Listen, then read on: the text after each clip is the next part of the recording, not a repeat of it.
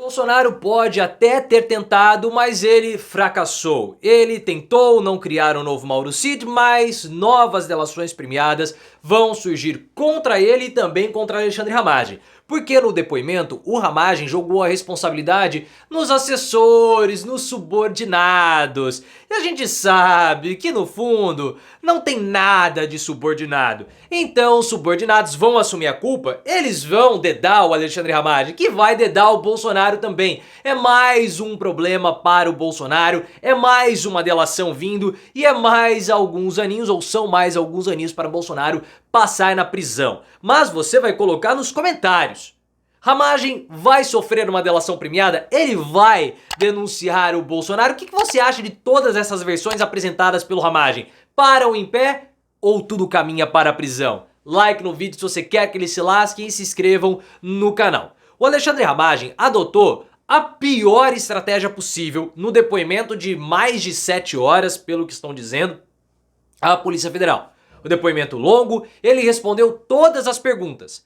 Mas na hora de falar sobre a BIM paralela, o que ele disse? Foram os meus assessores. Foram os meus subordinados. Ele não quis se comprometer. Jogou a responsabilidade nos subordinados. Erro mortal. Erro mortal.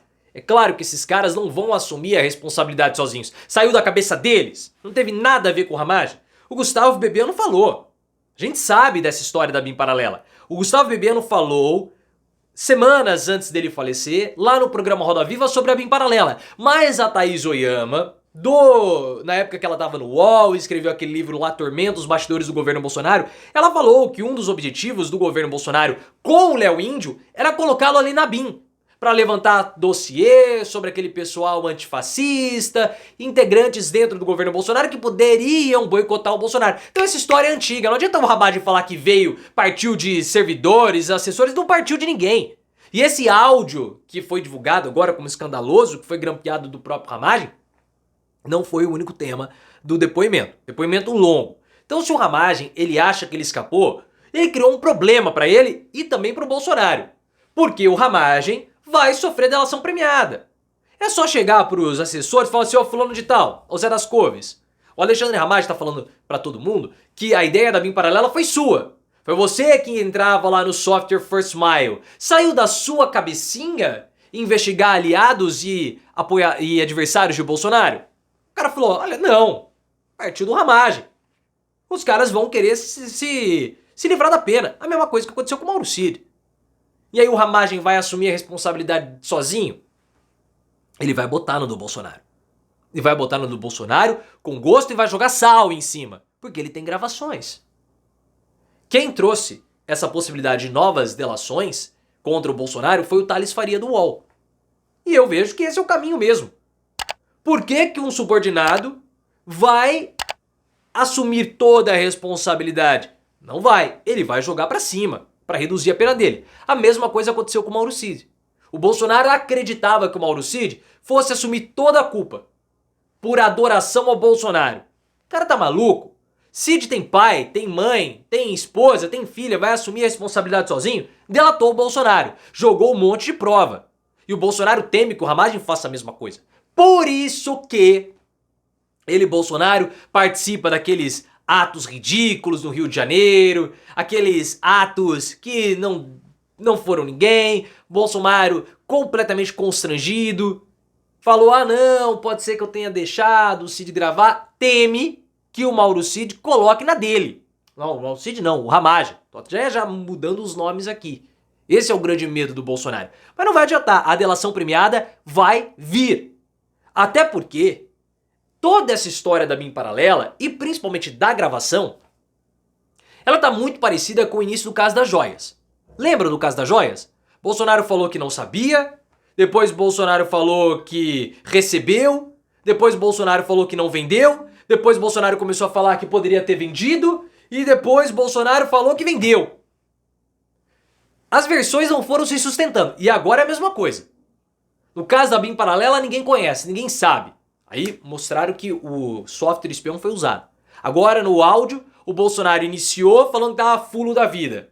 Aí o Ramagem falou que o o Bolsonaro autorizou. Aí o Bolsonaro falou que eu posso ter autorizado. Aí depois o Ramagem do depoimento falou que o Bolsonaro que ordenou a gravação. E a primeira versão era para gravar ali um emissário do Wilson Witzel, que nem apareceu, mas o celular continuou gravando. Aí depois o Ramagem falou que era para gravar a advogada do Flávio Bolsonaro, porque ele desconfiava dela. Não há nada ali para desconfiar. Como a gravação não tinha nada, ela poderia ter sido deletada, mas ela passou de um celular para o outro. Então as versões não se sustentam. Não se sustentam. O que nós sabemos, e isso é concreto pelo histórico do Bolsonaro, é que ele está paranoico. A Basília Rodrigues, que é da CNN Brasil, falou: o entorno de Bolsonaro está completamente paranoico com a possibilidade de novas gravações terem sido realizadas. E elas foram realizadas. Foram realizadas. Porque o Ramagem não é bobo. Bolsonaro pedia pra ele ilegalidades. O cara é da ABIN. Você acha que ele não ia gravar? O próprio Bolsonaro suspeitava de gravações. Tanto que nessa reunião, os celulares foram deixados do lado de fora. O Ramagem levou o celular dele. Então é melhor o Bolsonaro abraçar o vaso sanitário como ele sempre faz pra ficar chorando quentinho no banheiro. Porque é isso que tá acontecendo com o Bolsonaro. E essa relação dele com o Cid é complicada. Bolsonaro gostaria de ter descartado o Cid, mas não descartou, segundo informações do Leonardo Sakamoto. Porque o Bolsonaro tava furioso, depois ele começou a ser convencido para ele não romper com o Mauro Cid, porque isso iria atrapalhar a candidatura do Mauro Cid no Rio de Janeiro. Mauro Cid ele não decola. As pesquisas internas do PL mostram que ele está 30 pontos ou mais atrás do Eduardo Paes. Algumas pesquisas mostram que ele está na terceira posição. Isso foi confirmado pelo Datafolha.